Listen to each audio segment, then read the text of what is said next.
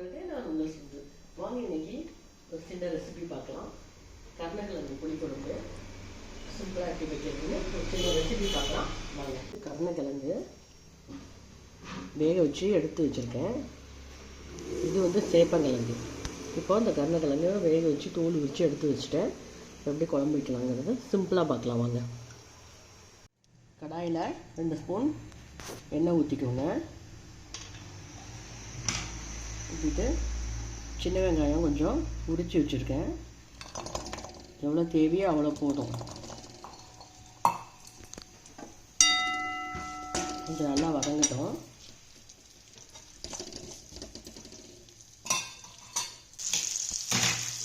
ரெண்டு தக்காளி நறுக்கி எடுத்துக்கோங்க.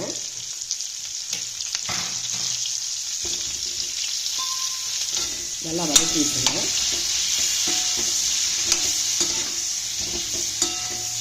நல்லா சவக்கிற வரைக்கும் நல்லா வறுத்தா போதும்.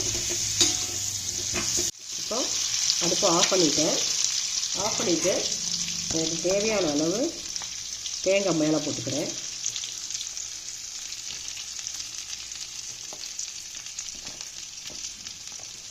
போதும், ரொம்ப போட வேணாம். அடுப்பை ஆஃப் பண்ணிவிட்டு தேங்காய் போட்டால் போதும். அதையும் கொஞ்சம் கிளறி விட்டுட்டு ஆறுற வரைக்கும் வச்சுருங்க. அப்புறம் அரைச்சி எடுத்துகிட்டு வரலாம் பாருங்கள். நல்லா அரைச்சி எடுத்துகிட்டு வந்துட்டேன். இதுலேயே நான் என்ன பண்ணுறேன், 1.5 ஸ்பூன் மிளகாத்தூள் போட்டுக்கலாம்.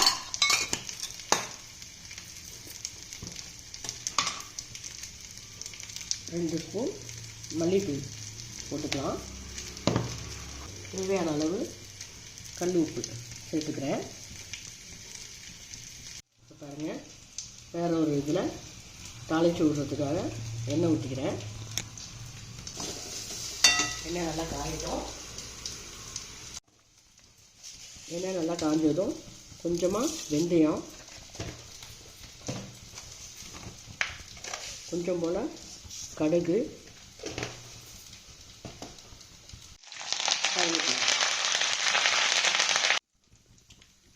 கொஞ்சோண்டு வெங்காயம் உரித்து வச்சுருக்கேன், போட்டுக்கோங்க.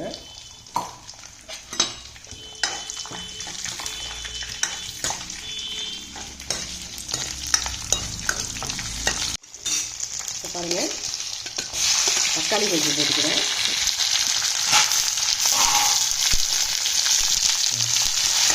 நல்லா வதங்கிட்டோம்.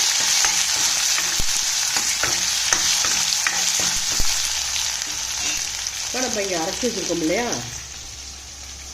இதில் புளி காலையிலேயே ஊற வச்சுட்டேன். ஒரு எலுமிச்சப்பழம் அளவுக்கு புளி ஊற வச்சுட்டேன். இந்த புளியை கரைச்சி தேவையான அளவு இதில் ஊற்றிக்கிறேன்.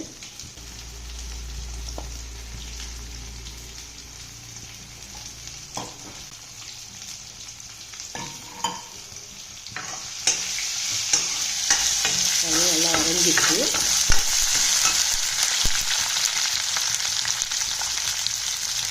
இந்த சைக்கிள் கேப்பில் இந்த சின்னவனுக்காக வேண்டி சேப்பங்கிழங்கு அதை கொஞ்சம் அப்படியே லைட்டாக வறுத்தாச்சு. இப்போ இது நல்லா வதங்கிடுச்சு.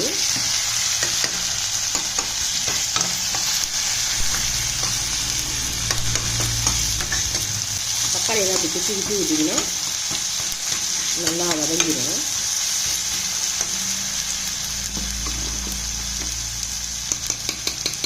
இப்போ இந்த அரைச்சி வச்சுருக்க விழுதை இதில் ஊற்றிடலாம்.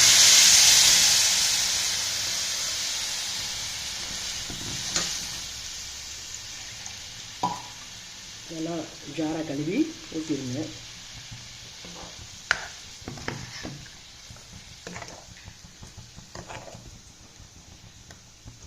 பாருங்கள், குழம்பு நல்லா கொதிச்சு வருது.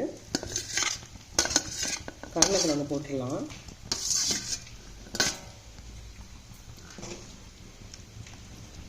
போட்டுட்டு நல்லா கலக்கி விட்டுட்டு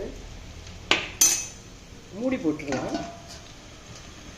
மூடி போட்டு ஒரு 10-15 நிமிஷம் அப்படியே வச்சுக்கலாம். இப்போ பாருங்கள், குழம்பு நல்லா கொதிச்சு வந்துருச்சு. கருணக்கிழங்கு நல்லா வெந்திருக்கு.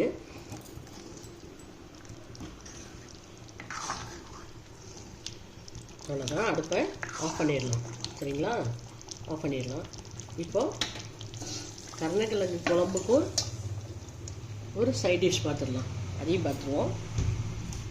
முட்டைக்கோஸ் காலையிலே கழுவி எல்லாம் எடுத்து வச்சுட்டேன். லைட்டாக ஒரு பொரியல் மட்டும். கடாயில் 2 ஸ்பூன் எண்ணெய் ஊற்றிக்கோங்க.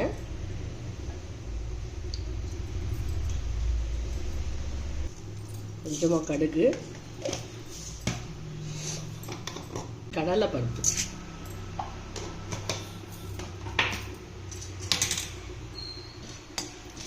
நல்லா பொரியட்டும்.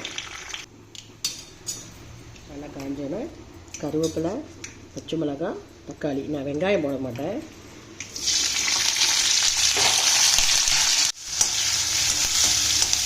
முட்டைக்கோஸுக்கு வெங்காயம் சேர்க்க மாட்டேன். ஏன்னா எனக்கு வெங்காயம் எதுவும் முட்டைக்கோஸ் எதுவுமே கண்ணுக்கு தெரியாது இல்லையா, அதனால்.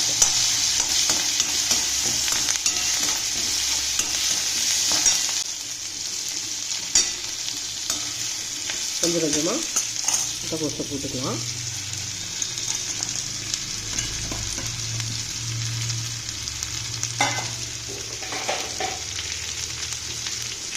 கல் உப்பு கம்மியாகவே போடுங்க.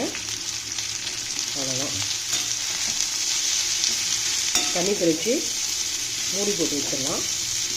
மஞ்சள் தூள்லாம் போட வேண்டாம்.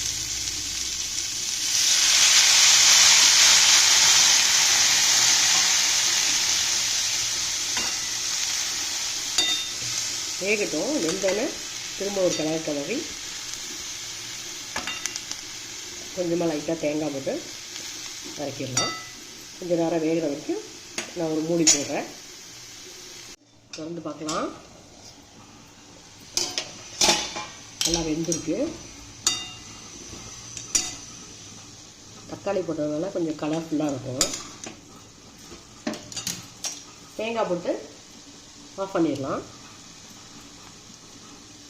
தேங்காய் போட்ட உடனே ஆஃப் பண்ணிடுங்க, இல்லைன்னா அது வேறு மாதிரி டேஸ்ட்டில் போயிடும். ஸோ அப்படியே மூடி வச்சிடலாம். சாப்பிட்றப்ப எடுத்து சாப்பிட்டோம்னா சூப்பராக இருக்கும். என்னோட அந்த ரெசிபி உங்களுக்கு பிடிச்சிருந்துச்சுன்னா லைக் பண்ணுங்கள், கமெண்ட் பண்ணுங்கள், ஷேர் பண்ணுங்கள். மறக்காமல் சப்ஸ்கிரைப் பண்ணுங்கள். பை.